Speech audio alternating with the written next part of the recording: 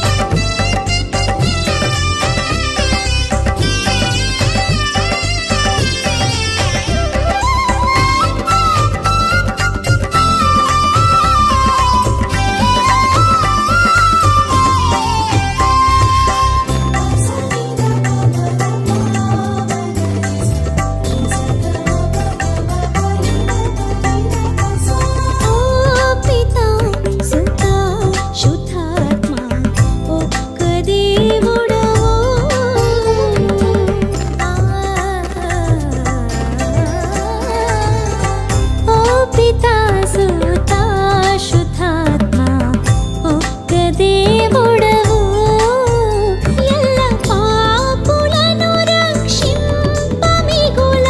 ఓపికతో నా పదలు ఓపి కృప చూపినావు ఓపికతో నా పదలు ఓపి కృప చూపినావు త్రిత్వమై నీ తత్వమున ఏకత్వమగు దేవా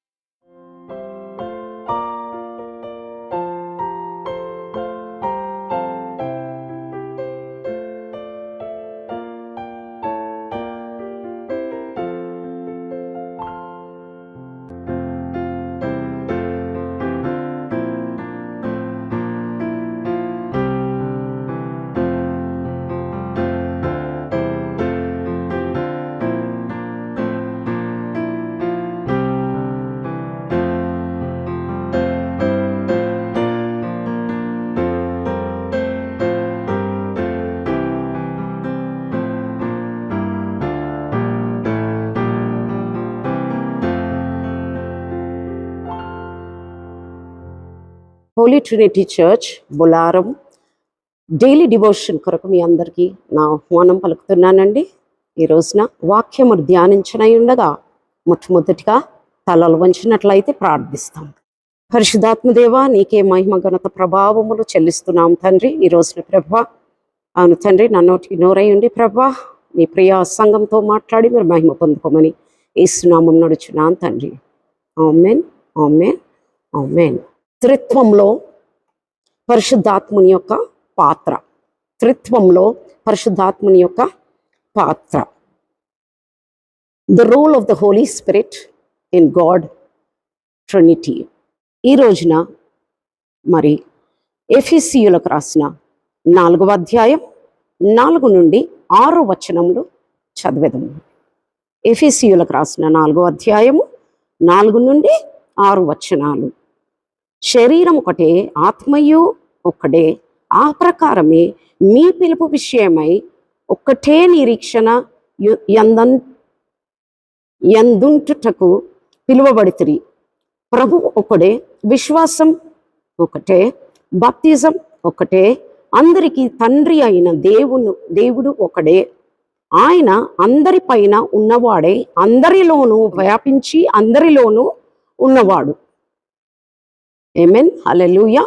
ఇక్కడ మనం చూస్తున్నట్లయితే త్రిత్వంలో మూడో వ్యక్తిగా మనము పరిశుద్ధాత్మ దేవుణ్ణి మనము చూస్తుంటున్నాం.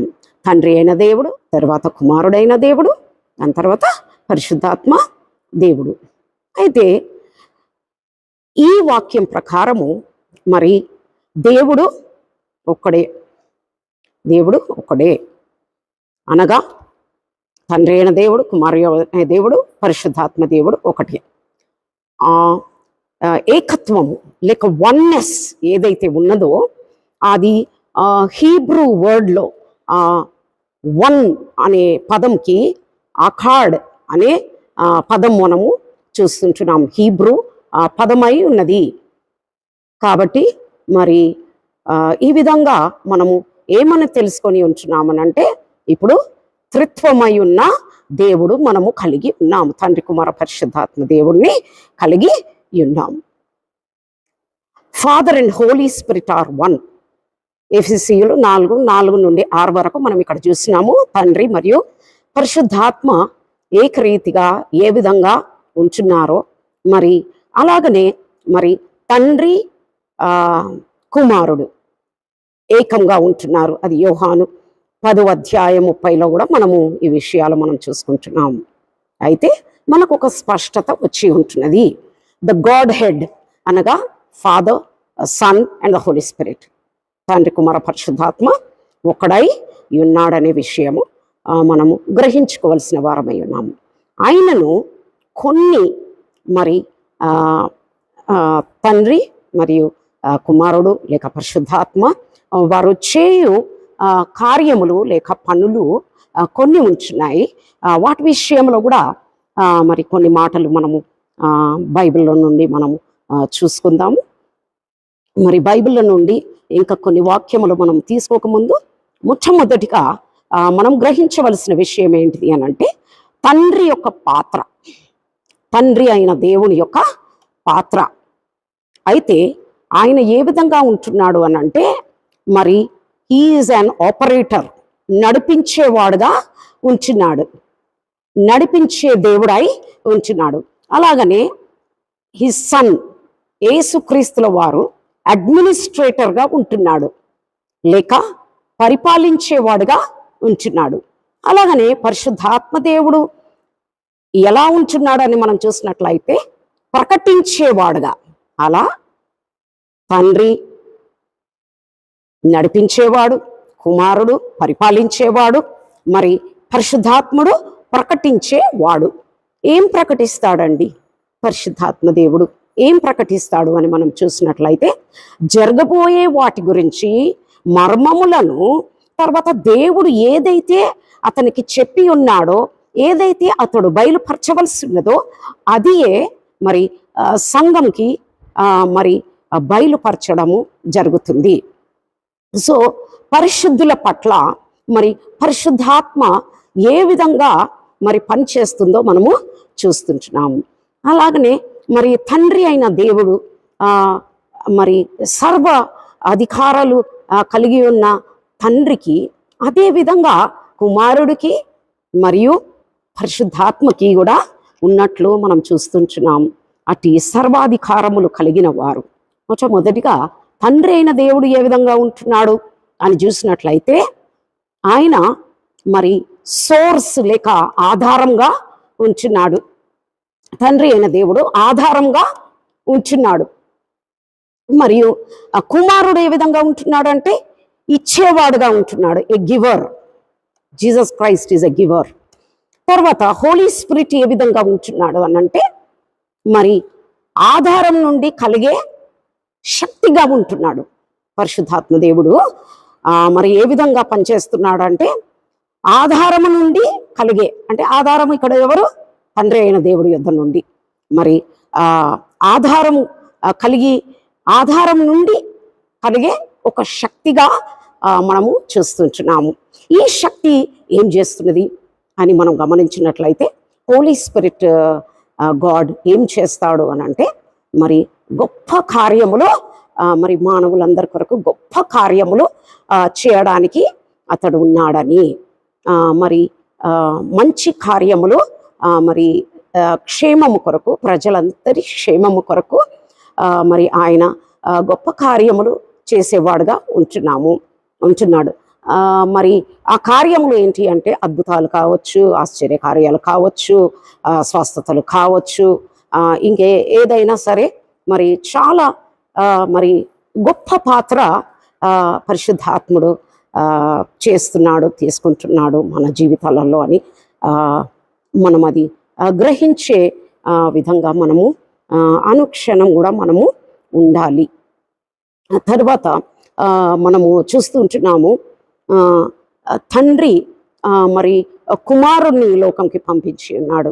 ఆ కుమారుడు మరి ఈ లోకం నుండి మరి వెళ్ళిపోక మునుపు, సిలువ వేయక మునుపే మరి అతని శిష్యులతోటి చెప్పినట్టు చూస్తుంటున్నాము. ఏమని అనంటే, వాగ్దాన పూర్వకంగా ఏదైతే నా తండ్రి మీకు ఇస్తానని చెప్పి ఉన్నాడో అది, అనగా ఆదరణకర్తను ఆయన పంపిస్తాడు అని చెప్పిన మాట కూడా నెరవేర్చబడ్డది. అలాగా పరిశుద్ధాత్మ దేవుడు, అవును ఆయన పరిశుద్ధాత్మ దేవుడని మనం సంబోధిస్తుంటున్నాము. యేసుకి మహిమ కలుగునుగాక. సంఘమంతటికి ఆశీర్వాదకరంగా ఇట్టి వచనములు ఉండును గాక. ఆమేన్.